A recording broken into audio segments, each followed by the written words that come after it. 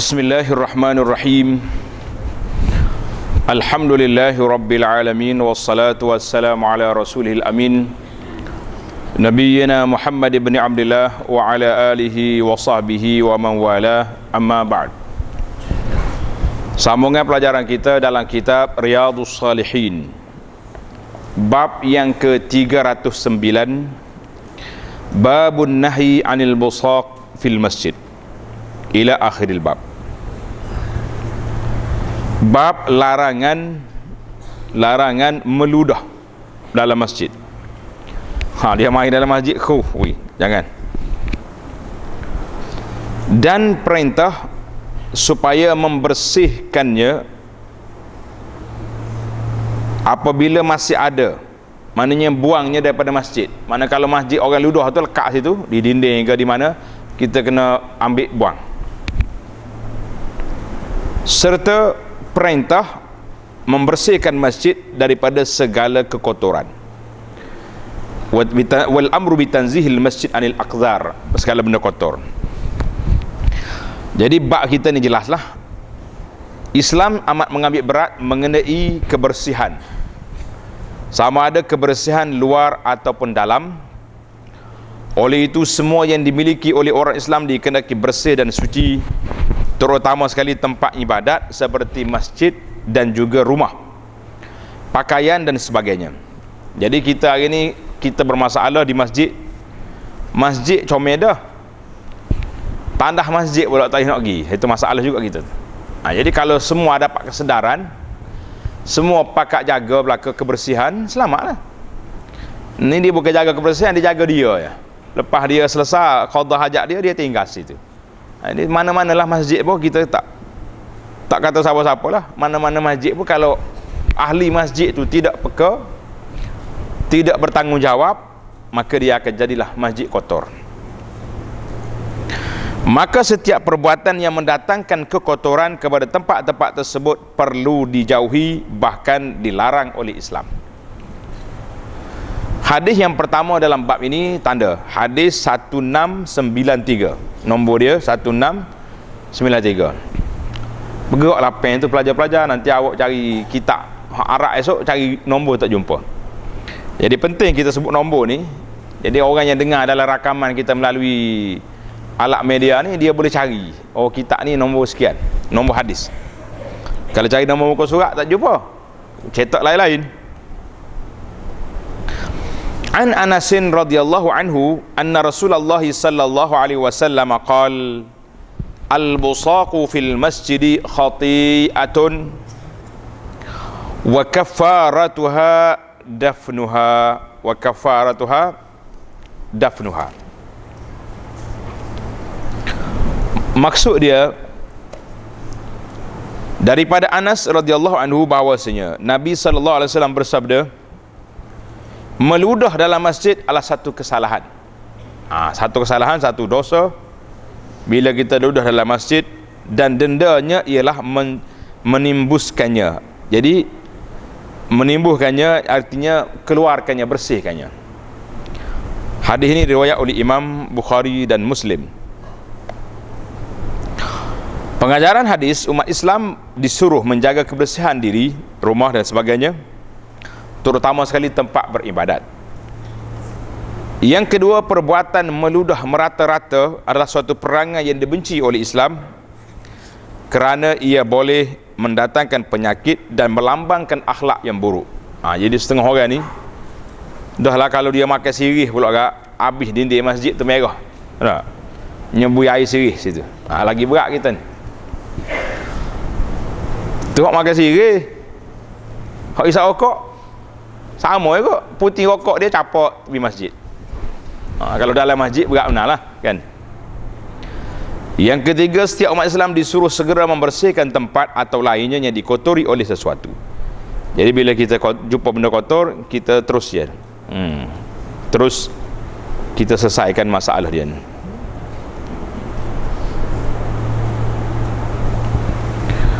Jadi dalam hadis ini panjang. Hadis ini panjang, saya pun tak tahu. Tidak tahu kenapa penterjemah penterjemah yang dilantik oleh Jakim dalam Riyadhus Shalihin jilid 8 ini menggugurkan huraian Imam An-Nawawi rahimahullah ta'ala dalam kitab Riyadhus Shalihin. Sepatutnya apa yang disebut oleh Imam Imam Nawawi dalam kitab dia ni kena terjemah semua.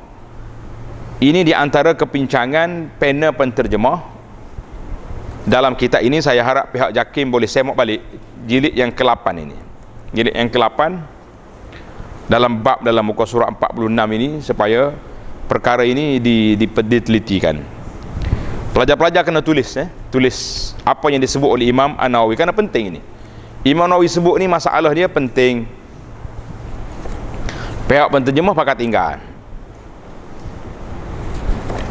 Qala An-Nawawi, tulis kat tepi kitab kan ada kosong kan, muka surat 47 tu dah tulis itu. Ana baca pelan-pelan, kamu tulis. Berkata Imam An-Nawawi rahimahullah, dan maksud perlu ditimbus, Nabi kata dafnuha, ditimbuskan, ditanam, seperti suruhan dalam hadis tadi, ialah jika lantai masjid itu tanah atau pasir atau yang seumpamanya. Macam zaman dulu kah, masjid zaman Nabi dulu sallallahu alaihi wasallam, zaman dia, masjid dia, lantai dia tu pasir. Dan Masjid Haram pun di awal dulu, tempat tawaf tu ya ada semin, dia lain tu pasir belakang. Orang tu solat atas pasir. Dan mungkin banyak lagi lah masjid-masjid lain buat atas pasir. Maka bila orang tu ludah tuf atas pasir tu, dia kena korek tanah tu timbus. Air ludah dia tu masuk dalam tanah, bersih, letak yang bersih di atas. Maka bolehlah dia sembunyikannya, timbusnya di bawah tanah tersebut. Itu kata An-Nawawi. Maksud timbus di sini dafnuha tadi, iaitulah sekiranya lantai dia pasir. Berkata Abul Mahasin Ar-Ruyani, Abul Mahasin Ar-Ruyani, nama ulama mazhab Syafi'i, dalam kitabnya Al-Bahru. Dalam kitab dia, Imam Nawawi sebut nama kitab sini Al-Bahru. Kalau nama penuh dia Bahrul Muzhab, Bahru Al-Muzhab. Besar kitab ni. Waktu anak duk tulis tesis dulu, kitab ni belum dicetak lagi. Kita terpaksa kena baca makhtutat dipanggil. Imam Nawawi di antara orang yang banyak disebut dalam kitab dia Al-Majmu' ni lah, Ar-Ruyani, Al-Bayan, Sahibul Bayan, Al-Imrani, ramai lagi ulama-ulama lain, Sahibul Hawi, Al-Mawardi. Apa kata Ar-Ruyani? Dan ada pendapat yang menyatakan maksud menimbuskannya ialah membuangkan. Maksud dafnuha di sini dengan makna izalatuha, kamu buang dia, keluarkan dia. Ikhrajuha minal masjid, bawa keluar daripada masjid. Mana kita ambil ludah tadi, tambah-tambah ludah tu kalau kahak lah, geriak tu, lekat molek ke hijaz tepek itu, perak dengan siku, dengan apa ni, dengan benda keras, keluarkan dalam masjid. Ada pun jika masjid itu diratakan dengan batu, macam masjid kita ini di atas marmar ni, atas mozaik, atau dilumurkan kapur, semenyilah, lalu digosoknya pula dengan kasut atau seliparnya, seperti yang dilakukan oleh ramai di kalangan si jahil. Orang jahil ni bila ludah atas seming tu, dia apa ambil selipar dia kenyih tu. Betul tak? Kenyih tu bukannya hilang bekas tu, jadi makin luah ada, makin banyak dia punya hijau dia tu, makin bertepek di situ. Ni dia. Maka ia tidaklah dianggap sebagai menimbusnya, bahkan itu menambahkan lagi dosa dan memperbanyakkan lagi kotoran di masjid. Dan orang yang melakukan demikian adalah menyapunya selepas itu dengan kainnya atau tangannya atau barang sebagainya atau dibasuhnya. Jadi ini pandangan ulama, kata kalaulah andainya orang ni ludah atas mi yang ramai kita ni lah, Maka apa dia kena buat? Dia kena basuh. Dia kena bersihkan semi tadi. Jangan duduk main. Kalau atas kapek sama juga. Lepas satulah kita baca hadis, kena baca keseluruhan. Sebab ada hadis yang mengatakan siapa dia ludah dalam masjid, siapa dia nak meludah tengah solat, dia ludahlah di bawah kaki dia. Betul lah kalau masjid tu dengan tanah lantai dia. Kalau masjid dengan kapek hari ni, kita ludah dengan bawah kaki kita, apa jadi? Jadi apa? Tepek habis atas masjid. Ini haram 2 kali ni. Dah lah busuk masjid, kotor lagi. Itu masalah. Jadi kita kena belajar hadis biar jelas, jangan duduk main setengah jalan gitu. Abul Mahasin Ar-Ruyani, nama dia Amrul Wahid bin Ismail bin Ahmad, salah seorang ulama mazhab Syafi'i di Tabaristan, melahir pada 415, meninggal 502 di sana. Jadi itu dia panggil penjelasan hadis. Kemudian kita pergi kepada hadis yang kedua, iaitulah 1694. Wa an Aisyah radhiyallahu anha anna Rasulullah sallallahu alaihi wasallam ra'a fi jidaril qiblati mukhatan aw buzaqan aw nukhamatan fahakkahu, muttafaqun alaih. Daripada Aisyah bahwasanya Nabi sallallahu alaihi wasallam melihat hingus atau kahak atau air ludah pada dinding Kaabah. Jidaril qiblah dikatulis dinding Kaabah nasi ni. Dinding masjid, tulis itu dinding masjid. Jidaril qiblah maknanya arah kiblat, depan. Itu maksud dia jidar kiblah, bukan dinding Kaabah. Jadi masalah terjemahan kita ni, tulis pelajar dinding masjid sebelah kiblat, mana sebelah depan. Lalu baginda sallallahu alaihi wasallam mengikisnya. Allahu akbar. Nabi sendiri kikis dinding masjid. Hadis ni riwayat Imam Bukhari dan Muslim. Jadi pengajaran hadisnya, umat Islam disuruh bertanggungjawab terhadap agamanya dalam semua aspek dan keadaan. Yang kedua, sifat cintakan kebersihan, tidak menimbulkan rasa malu atau jijik untuk tolong membersihkan kekotoran yang dilihatnya atau ditemuinya. Yang ketiga, air liur, ingus dan kahak jangan dibuang merata-rata tempat. Jangan kita duk biar, jangan duk campur benda-benda kita ni, letak porsi, jangan. Letak. Habis kalau zaman kita ini macam mana? Zaman kita hari ni, zaman kita hari ni, zaman kapek ni, apa kita nak buat? Kalaulah orang ni selesema ataupun winguh lah, kahak dia kuat, yang menyebabkan kita nak baca nak kahak ni, maka dia kena sediakan sapu tangan ataupun tisu yang tebal. Jadi bila kahak dia keluar atau winguh dia keluar, dia letak dalam tisu tadi, sini. Jadi lipat baik, letak di bawah kaki dia tu, tak apa. Barulah tak kotor kapek tu, dia kurung dalam lipatan tisu tadi. Itu bolehlah untuk nak menyelesaikan masalah. Jangan duduk main, aku baca hadis ni atas kapek orang juga lagi ni, baca hadis ke mana lagi ni. Dia panggil baca mengaji tak habis, huru-hara juga kita kan. Maka Nabi sallallahu alaihi wasallam sebut dalam hadis yang pertama tadi, apa dia? Khati'ah, al-busaq fil masjid. Khati'ah ni sebab apa? Dikira berdosa. Khati'ah tu dipanggil berdosa dengan 2 sebab. Yang pertama, iza'al musallin, menyakiti orang duk solat belah kita. Yang kedua, ihanatan li buyutillah, menghina, tidak menjaga kehormatan rumah Allah bila kita duk meludah di merata-rata tempat. Jadi itu dia panggil hadis yang terakhir dalam bab ini, dia panggil hadis A'rabi. Tulis itu hadis A'rabi datang kencing dalam masjid. Ini cerita dia panjang juga ni. Orang Arabi ni biasalah, orang kampung, dia tak tahu. Biasa di kampung dia, kalau dia nak buang air, dia pergi tepi dinding, tepi mana-mana, dia pakai buang air situ. Jadi dia mari ke masjid Nabi, dia tengok dalam masjid pun ada pasir ya. Dia pergi buang air kecil di tepi masjid. Sudah dia buang air, orang pakat marah belakang dia. Nabi tak marah. Nabi kata la tazlimu. Nabi kata jangan Jangan marah dia, biar dia selesaikan kencing. Bila selesai kencing, baru Nabi panggil dia. Nah, ini hadis ni.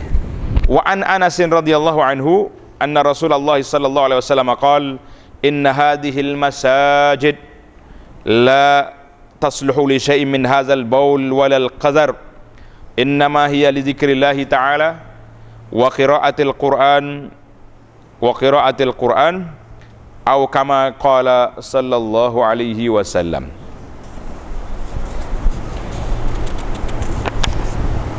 Jadi maksud dianya,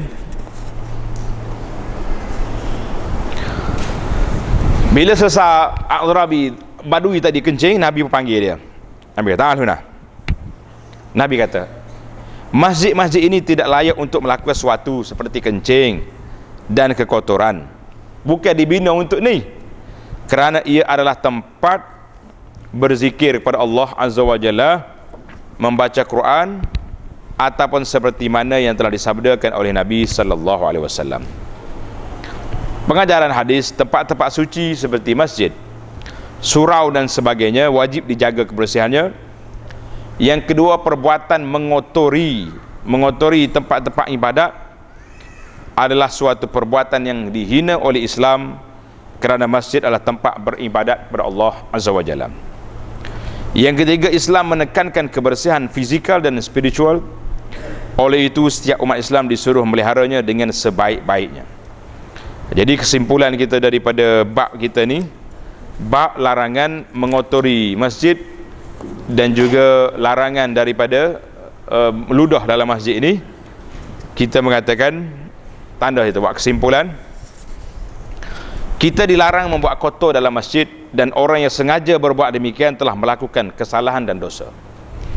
Tak kira duduk dalam masjid capok sampah, kita makan-makan benda tinggal situ, makan coklat ke makan apa ke makan biskut tinggal lah. Kalau tidak dilarang makan, tapi jangan kotor masjid. Kalaulah yang kedua, kalaulah meludah dalam masjid dilarang, sedangkan ia bukan ludahan, bukanlah najis, jadi ludah air liur kita tu bukannya kotor, pasal itulah kita boleh telan dia. Tapi kalau ludah dalam masjid tak boleh, maka orang yang buat kotor dalam masjid lebih besar lagi.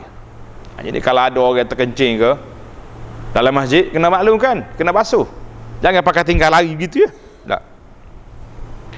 Yang ketiga, orang yang sengaja mengotorkan masjid akan sentiasa berdosa sehinggalah kotoran itu dibuang. Ini berat kita. Yang keempat, kita perlu memahami hadis berdasarkan masa yang diucapkan oleh Nabi. Ini kerana zahir hadis ini tidak diamalkan lagi kerana adanya sudah berbeza. Jadi Nabi kata apa? Nabi kata ludah di bawah kaki.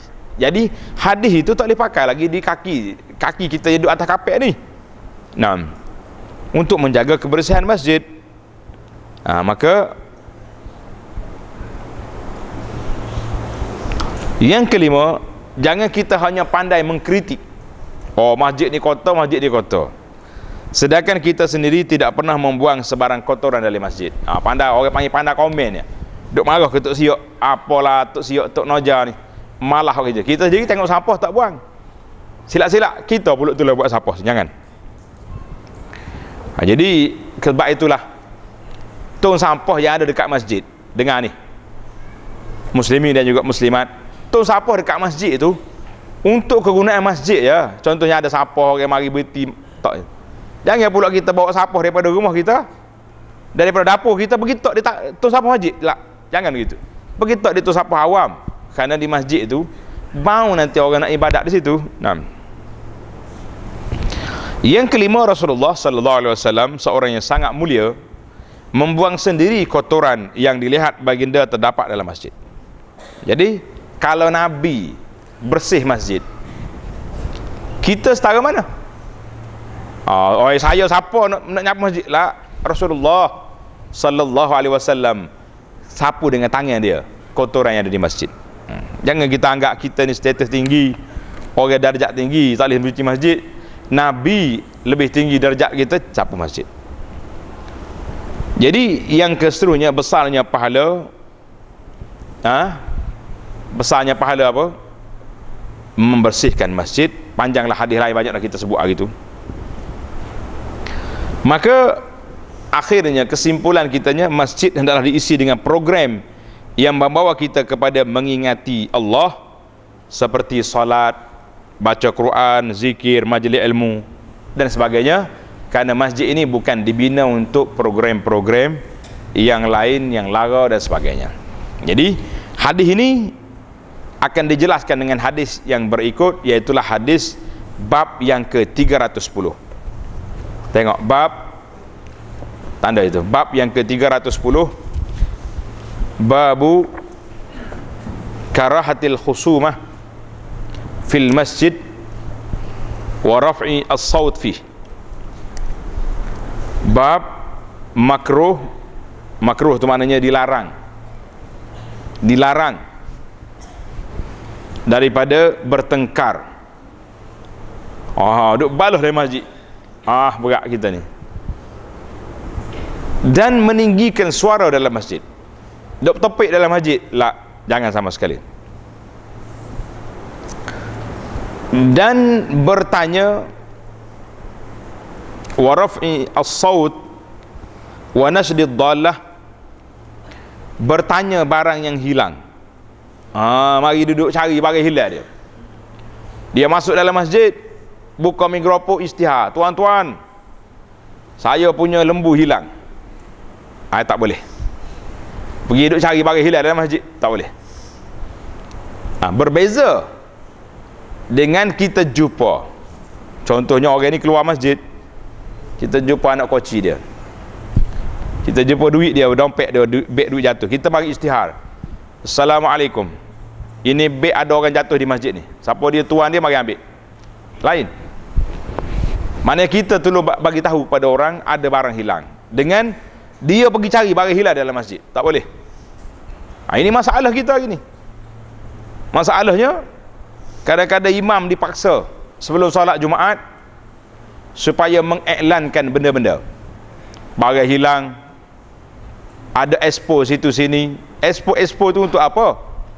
Untuk perniagaan, maka tidak ada hak untuk kita iklan. Anda wal bai'i wasyira, dan melakukan muamalah jual beli. Tengok ni, melakukan berjual beli, wal ijarah, sewa menyewa, dan seumpamanya daripada muamalat, pada perkara muamalat, itu semua dilarang dalam masjid. Cuma larangan di sini ulama berbeza pandangan. Ada 3 pendapat. Pendapat yang pertama kata makruh, sekiranya makruh dengan syarat, makruh sekiranya tidak mengganggu orang lain. Dan pendapat yang kedua kata haram, sebab bila Nabi larang, bahkan Nabi doakan supaya orang yang mengiklan barang hilang dalam masjid, Nabi kata la raddallahu alaik, Allah Ta'ala tak hantar balik barangmu. Nabi suruh kita kata lagu tu. Kalau mari orang iklan perniagaan dalam masjid, tuan-tuan saya nak jual barang gini-gini murah, Nabi ajar supaya kita kata, Nabi kita kata apa? La arbahallahu tijaratak, Allah Ta'ala tak beri untung perniagaan kamu. Jadi ulama ni kata oleh kerana Nabi suruh lagu tu, menunjukkan perbuatan itu haram. Itu pandangan yang kedua. Pandangan yang ketiga kata tak haram, cuma tak molek lah. Kita kata yang ketiga ni terlalu nipis, kita tak tepi. Jadi hukum jual beli dalam masjid dan juga mengangkat suara dalam masjid ini, dan juga mengiklankan barang-barang perniagaan dalam masjid, duduk di antara haram dengan makruh. Duduk di antara haram dengan makruh. Maka seeloknya kita jangan buat benda macam ni. Jangan buat benda lagu ni. Kita pergi kepada hadis yang pertama, tanda. Hadis yang pertama dalam, tengok huraian penterjemah dulu. Masjidlah tempat orang Islam mendekatkan diri kepada Allah, mencari ketenangan jiwa dengan berzikir kepada Allah Ta'ala. Amalan-amalan seperti ini perlu dilakukan dengan khusyuk dan yakin. Oleh itu tidak seharusnya dilakukan perbuatan-perbuatan yang menimbulkan gangguan, seperti bercakap kuat atau bising dalam masjid, kerana perbuatan tersebut menghilang ketenangan dan khusyuk bagi orang yang sedang beribadat. Jadi masalah mengangkat suara di sini banyak, panjang, kita akan tengok huraian nanti insya-Allah. Hadis yang pertama, 1696. 1696. An Abi Hurairah radhiyallahu anhu annahu sami'a Rasulullah sallallahu alaihi wasallam yaqul man sami'a rajulan yanshudu dallatan fil masjid falyaqul la raddaha Allahu alaik fa innal masajida lam tubna lihadza, rawahu Muslim. Maksud dianya daripada Abu Hurairah radhiyallahu anhu bahawasanya ia mendengar Rasulullah sallallahu alaihi wasallam bersabda, sesiapa yang mendengar orang bertanya ke sesuatu dalam masjid, dia mari cari barang hilang. Tuan-tuan, anak kambing saya hilang, ada jumpa tak? Mari tanya. Apa kita nak kata? Maka hendaklah ia berkata, kita kena jawab dia, la raddallahu alaih, semoga Allah Ta'ala tidak mengembalikan barang hilang kepada kamu. Jadi kerah tak kerah dia punya jawapan? Kerah lah. Kalau kita kata lagi tu, tumbuk dia, bahasa dia ni bukan nak pakai tolong doa jumpa, kata gini pula. Nabi suruh kata, hadis sahih, Nabi kata kalau orang mari iklan benda dia hilang, kita kata la raddahallah, Allah Ta'ala tak hantar balik barangmu. Itu larangan. Sebab itulah sebagai ulama meletakkan hadis ini haram perbuatan tersebut, walaupun ramai lagi yang mengatakan majoriti ulama mengatakan makruh. Jadi makruh itu maknanya benda yang tak molek, benda yang tidak baik. Sesungguhnya masjid-masjid didirikan bukan untuk ini. Masjid bukan didirikan untuk apa? Untuk berniaga. Masjid didirikan untuk beribadat kepada Allah Azza wa Jalla. Pengajaran hadis ini sahih diriwayatkan oleh Imam Muslim. Pengajaran hadis, masjid adalah tempat beribadat, maka tidak sesuai perbuatan sumbang atau kelakuan buruk dilakukan dalamnya. Mari duduk cakap benda tak baik. Yang kedua, umat Islam dilarang buat bising dalam masjid kerana mengganggu ketenangan orang yang sedang beribadat. Apa dia maksud buat bising di sini? Duduk cakap kuat, bising tak bising? Bising lah. Baik, hari ni dengar ni pelajar-pelajar semua ni, kamu semua ni bertarah untuk lebay belakang, untuk imam, insyaAllah. Kalau lepas kita solat, ada tak ada makmum yang masbuk di belakang? Ada ke tak? Biasanya ada lah. Makmum masbuk di belakang tu kadang-kadang 1 saf, 2 saf, 3 saf. Kalau masjid di tepi jalan, lagi masalah, lagi ramai orang masbuk, maka dia orang berhenti. Jadi kalau kamu jadi imam, jangan kuat zikir lepas salat. Ni tidak ni, tak tengok orang belakang. Imam pula, Masya Allah, dia imam ni yang sunnahnya, lepas dia bagi salam, Assalamualaikum, dia kena pusing ke belakang. Sama ada pusing ke kiri, ke kanan, dia kena tengok orang belakang. Ada orang, tak ada orang belakang. Jadi, kalau kita tengok ramai orang masbuk, perlahankan. Astagfirullah, astagfirullah, astagfirullah. Tak payah guna mikrofon. Tutup dia punya mic ni, cakap, zikir pokok dia. Jadi itu dia panggil. Sebab kalau kita guna mikrofon, satu masjid, orang yang baru solat, sama ada orang masbuk atau orang baru solat yang kedua, kita telah mengganggu dia.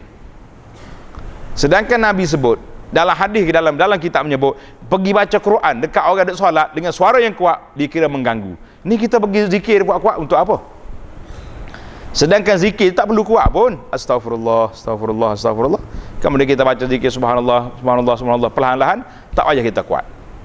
Ingatlah imam-imam, kita ni kadang-kadang terlalu sangat, takut orang kata lah zikir. Kita tak tahu. Kita tahu takut orang kata ya, kita tak tahu. Masalah kita mengganggu orang duduk solat di belakang. Ini masalah. Jadi larangan raf'us saut fil masjid termasuklah dalam isu ni. Dalam isu apa ni? Mengangkat suara, mengganggu orang lain yang sedang solat, sedang beribadat, ini dikira gangguan. Apalagi kalau kita masuk dalam masjid dengan kompan, dengan gendang, gedebong, lagi mungkar. Ini satu perbuatan yang berat. Jadi mengangkat suara itu pun dilarang. Maka imam-imam perlu peka pada keadaan ini. Kita tengok ada orang masbuk, pelan. Kalau tak ada orang masbuk pun tak usah duduk kuat lah. Sebab masing-masing nak berzikir, zikir lepas solat. Kadang-kadang dia tak zikir lepas solat, dia baca zikir dia nak baca. baca Al-Fatihah lah, baca benda tu. Baca Al-Fatihah tidak termasuk dalam zikir lepas solat, sebab Al-Fatihah tu sudah masuk dalam apa? Dalam solat. Kena ingat. Yang ketiga umat Islam adalah segera menghalang sebarang perbuatan yang mencemarkan tempat suci ini. Kalau tengok orang duduk bising dalam masjid, suruh dia keluar.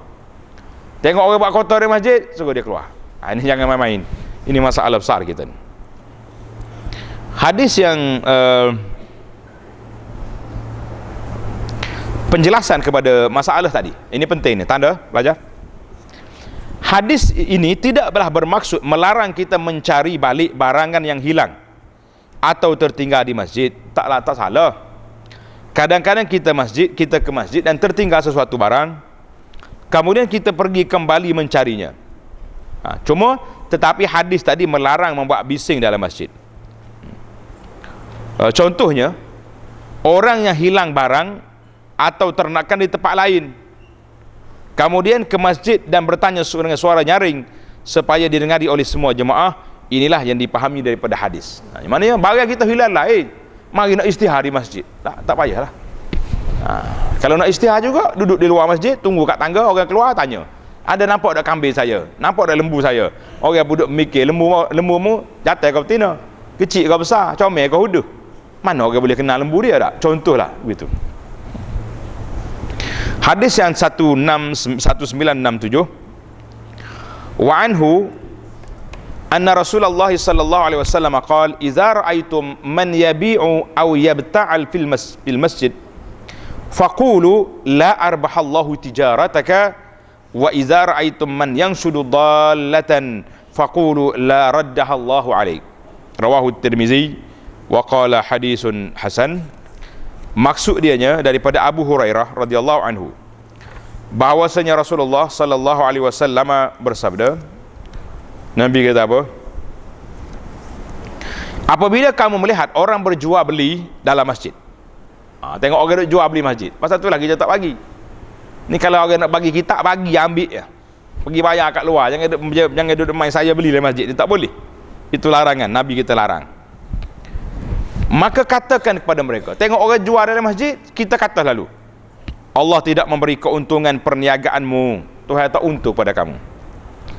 Jadi hari ini kita tengok sebahagian daripada pendakwah, sahabat-sahabat kita pendakwah ni, penceramah yang masyhur-masyhur hebat-hebat.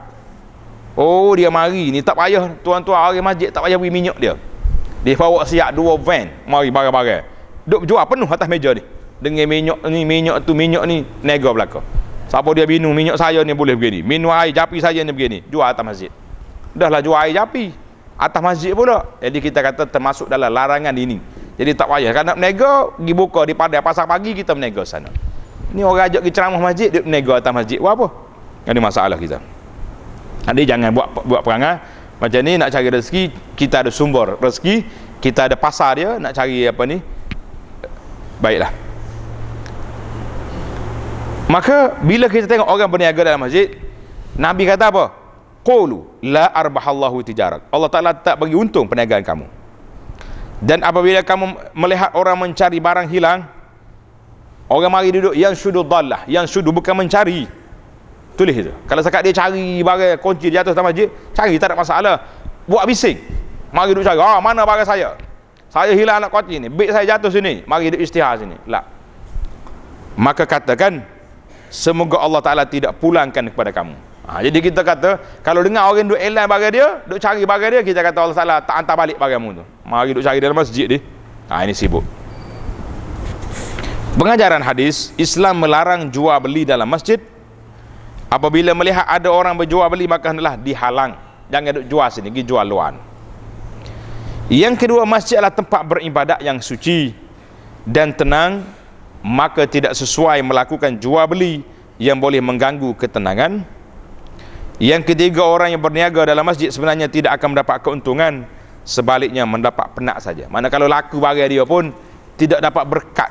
Barang yang dia jual tu dia panggil tidak berkat, sebab dia buka pasar dunia di dalam suk al-akhirah yang.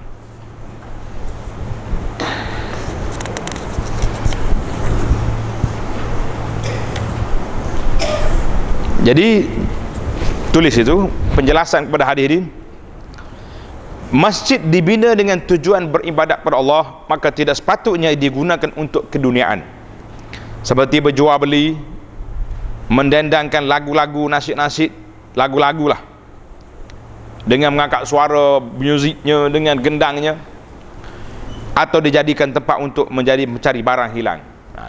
Kalau setakat kita menasyid nasyid biasa je, tak ada gendang-gendang, tak ada lagu, itu taklah dilarang. Sebab pernah Sayyidina Hasan bin Sabit radhiyallahu anhu juga bernasyid, berqasidah, itu tidak dilarang. Tapi kalau qasidah yang pelik-pelik ni, sampai melompat pada sekarang ni, melompat mari nak qasidah puji Nabi, bangun lompat-lompat dalam masjid, menari-nari, itu tidak.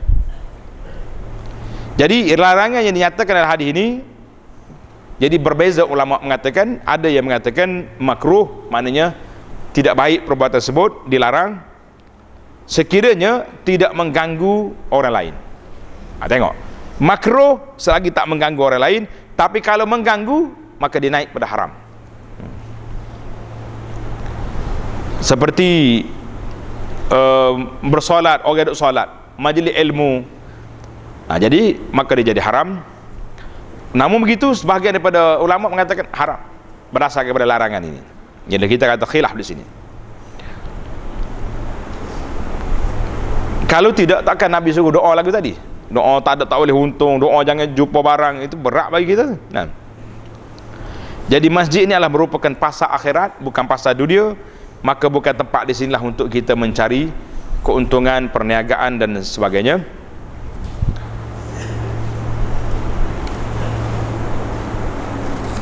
Hadis yang 1700.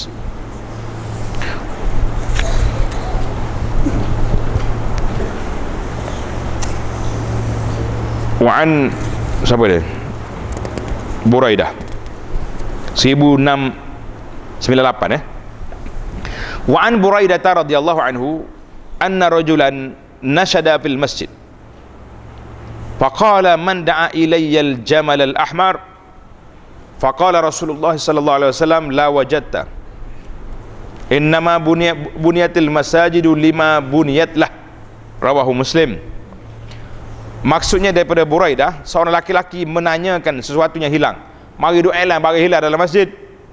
Lalu beliau berkata, siapakah yang dapat menunjukkan kepadaku seekor unta merah? Siapa dia nak jual unta merah? Maka Rasulullah sallallahu alaihi wasallam, engkau tidak mendapatinya. Mu tak jumpa sini dalam masjid ni. Sesungguhnya masjid didirikan untuk tujuan beribadat dan keperluan lain yang berkaitan dengan keimanan, bukan tujuan untuk bina masjid untuk apa? Untuk benda ni. Jangan kacau. Jadi pengajaran hadis, Islam mengajar umatnya supaya mematuhi peraturan, terutama di masjid, kerana jika tiada peraturan, semua orang akan buat apa yang dia suka. Yang kedua, tiada sesuatu yang dilakukan adalah mempunyai tujuan, seperti masjid dibina untuk beribadat, maka kerja-kerja lain dilakukan dalam masjid adalah keluar dari tujuan asalnya. Yang ketiga, orang yang mengetahui hendaklah mengajar atau memberitahu orang yang tidak mengetahui supaya ia tidak lagi melakukan perkara salah. Ini kita kena belajar, tolong ajar. Orang tak erti, bagi tahu. Hadis yang 1699, wa an Amr bin Shu'aib an abihi an jaddihi radhiyallahu anhu anna Rasulullah sallallahu alaihi wasallam naha an syira'i wal bai'i fil masjid wa an tunshada fihi dallatun wa an yunshada fihi syi'run. Ini ada. Rawahu Abu Dawud wa Tirmizi wa qala hadisun hasan. Maksudnya daripada Amr bin Shu'aib, daripada bapaknya, daripada datuknya radhiyallahu anhu, bahawa Rasulullah sallallahu alaihi wasallam melarang berjual beli dalam masjid, bertanya barang yang hilang dan bersyair. Jadi hadis ini Abu Dawud dan Tirmizi. Pengajaran hadis, semua urusan keduniaan yang menimbulkan gangguan kepada ibadat, orang beribadat dalam masjid adalah dilarang. Jangan kacau. Yang kedua, orang yang masuk dalam masjid lah untuk tujuan zikir dan sebagainya dengan niat ikhlas kerana Allah Azza wa Jalla. Yang ke huraian di sini tadi saya dah sebut, maksud syair di sini iaitulah syair jahiliyah, nasyid-nasyid ataupun lagu-lagu yang menyebut tentang dunia, tentang yang tidak ada kaitan dengan akhirat. ataupun lagu-lagu yang diiringi dengan muzik dan sebagainya, maka itu dilarang. Hadis yang terakhir dalam bab kita ini, wa anis Sa'ib ibn Yazid as-Sahabi radhiyallahu anhu qala kuntu fil masjid fahasabani rajulun fanazartu fa idza Umar bin al-Khattab radhiyallahu anhu faqala izhab fa'tini bihazaini faji'tuhu bihima faqala min aina antuma qala min ahli at-Taif faqala law kuntuma min ahli al-baladi la auja'tukuma tarfa'ani aswatakuma fi masjid Rasulillah sallallahu alaihi wasallam, rawahul Bukhari. Maksudnya daripada As-Sa'ib bin Yazid, seorang sahabat radhiyallahu anhu, katanya, semasa saya berada dalam masjid, lalu dilemparkan kepadaku kayu kecil. Mana saya duduk dalam masjid, tiba-tiba ada orang lontar benda, pom, jatuh sini. Ada kata batu, ada kata kayu, yang penting yang dilontarkan benda. Lalu saya memandang kepadanya. Saya pun tengok, siapa dia lontar aku ni? Tengok, tiba-tiba orang itu ialah Sayyidina Umar ibn al-Khattab, khalifah. Rupanya khalifah yang campak kayu tadi. Faham? Bila aku tengok dia, lalu dia berkata, Sayyidina Umar kata, pergi bawa kepada saya dua orang laki-laki yang berada di masjid. Mau ambil, panggil dua orang itu, dua orang yang tengah duduk cakap kuat dalam masjid, bawa sini. Maka aku datang kepadanya dengan dua orang tersebut. Jadi As-Sa'ib pergi panggil dua orang tadi, bawa kepada Sayyidina Umar. Lalu ia bertanya, dari mana kamu berdua datang? Umar tanya, mari mana dua orang ni? Jawab keduanya, dari Taif. Oh, jauh, bukan orang Madinah, orang Taif. Sayyidina Umar berkata, andainya kamu berdua di negeri ini, orang Madinah, nascaya saya akan sakiti kamu berdua, aku akan pukul kamu, kerana kamu berdua mengangkat suara dalam masjid Rasulullah sallallahu alaihi wasallam. Mengangkat suara dalam masjid Nabi ni, bising sini. Hei, dia kata, kalau mau orang sini aku bagi, tapi oleh kerana mari jauh, diberi nasihat. Jadi pengajaran hadis-hadis dalam Bukhari, pengajaran hadis umat Islam dikehendaki menegur sesuatu kesalahan yang dilakukan oleh seorang Muslim, terutamanya dalam masjid. Yang kedua, Islam mengajar umatnya supaya sebelum membuat tindakan atas suatu kesalahan, hendaklah dikaji terlebih dahulu supaya tindakan yang diambil sesuai dan adil. Ya, tanya dulu, jangan pukul lalu. Ni mari tanya orang tak tahu apa-apa. Saya tak pernah mari sini, jadi kita ajar dia, bagi tahu maklumat. Masjid saya ni tak boleh bising-bising, kan?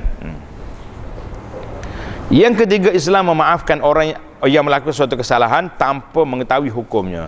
Jadi dua orang ni tak tahu hukum, maka Sayyidina Umar tidak menjatuhkan hukum atasnya, bahkan diberi kemaafan.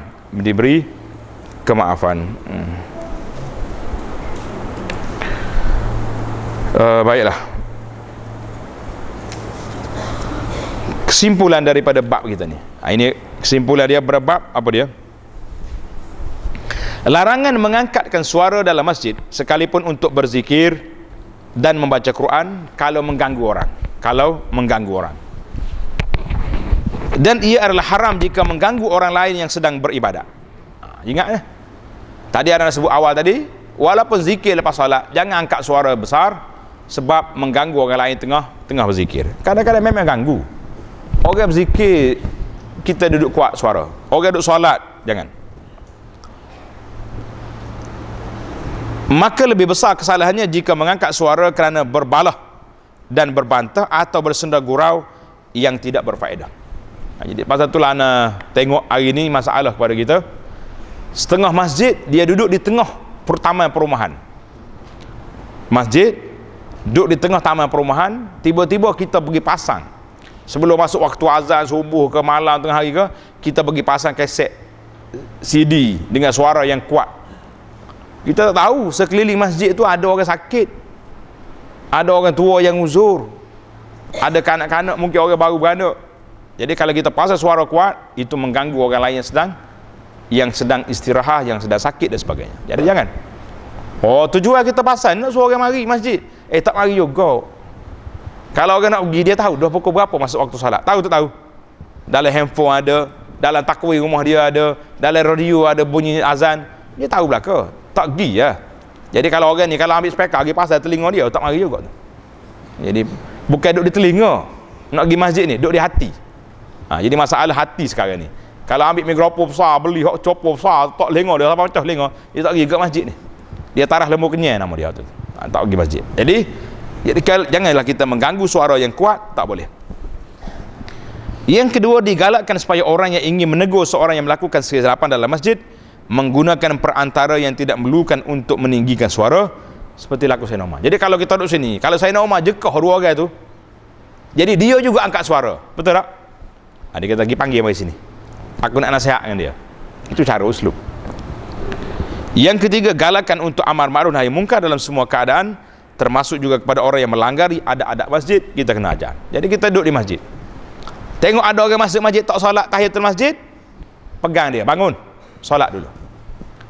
Sebab Nabi larang. Nabi kata, la tajlis, jangan duduk sehingga kamu lakukan 2 rakaat. Hari ni ramai tak ramai orang masuk masjid tak solat tahiyatul masjid? Ramai tak? Jadi kamu bertugaslah sebagai amar ma'ruf, duduk kat pintu masjid, tengok orang masuk masjid, kata solat dulu, tahiyatul masjid dulu, bagi nasihat. Yang keempat, harus pada pemerintah mengenakan ukubah badaniyah, iaitulah hukuman yang menyakitkan tu badan pada orang yang melanggar hukum Allah, sebagaimana Sayyidina Umar nak jatuhkan hukuman kepada orang tadi. Yang ketiga, masjid adalah rumah Allah di atas muka bumi ini, maka sepatutnya dijagalah adab-adab yang berlaku itu. Jadi sesalah kita dalam masalah hadis yang menyebut tentang al-masajid. Cuma ada sedikit lagi masalah yang perlu diperjelaskan, iaitulah tentang masalah jual beli dalam masjid tadi. Kita mengatakan jumhur ulama ataupun dipanggil majoriti ulama mengatakan tak boleh, makruh ataupun suatu perbuatan yang dilarang. Sebahagian daripada ulama mengatakan haram di sini. Imam Malik meriwayat daripada Atha bin Yasar, bila dia tengok orang bawa barang-barang nak pergi ke masjid, dia tanya, barang apa ni? Ada barang-barang nak pergi jual kat masjid. Atha kata, alaika bisuqid dunya, mau pergi jual di pasar dunia tu. Wa innama haza suq al-akhirah, di masjid ni pasar akhirat, bukan pasar dunia, pergi sana. Sayyidina Umar radhiyallahu anhu bana rahbatan bin nahiyatil masjid tusammal batha. Jadi Sayyidina Umar dia buat di luar masjid batha, macam kita ingat macam bangsa lah, tempat orang duduk situ. Untuk apa? Untuk orang yang nak bersyair, orang yang nak bercakap, orang yang nak jual duduk kat luar. Jadi kita kena buatlah pasar-pasar, biar kita duduk situ, supaya tidak berlaku seperti yang di sini.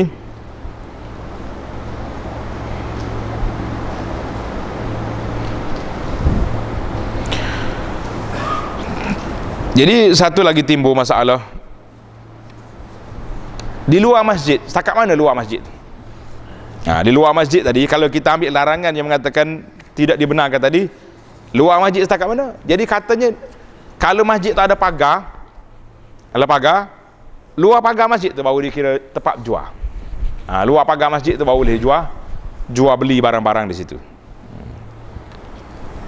Jadi banyaklah masalah hari ini berlaku. Kalau masjid 2 tingkat, atas masjid, bawah tu macam dewan kosong ya, macam nak buat. Jadi kata di para ulama, tengok kepada niat orang tu. Kalau dia niat tingkat tu ya masjid, bawah tu tak, maka dia jadi hak bawah tu tidak dikira. Jadi bolehlah nak buat majlis apa-apa benda di bawah, bukan di dalam dewan masjid.